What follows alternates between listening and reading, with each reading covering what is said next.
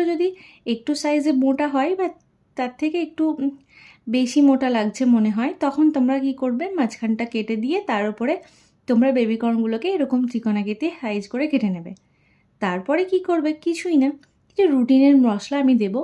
Just শুধু অল্প ফ্লেভারের জন্য, টু মাচ নয়, কারণ টু মাচ দিলে যদি বাচ্চারা খায় তাহলে তাদের ক্ষেত্রে অসুবিধা হবে, আর অনেক সময় মশলারও একটা গন্ধ উঠে থাকে। সেজন্য খুব অল্প সামান্য পরিমাণে কিছু মশলা দেব, যেমন জিরে গুঁড়ো, তারপরে দিলাম ধনে গুঁড়ো, তারপরে দিলাম চিলি ফ্লেক্স, তারপরে দিলাম একটু গোলমরিচ, তার উপরেই দিলাম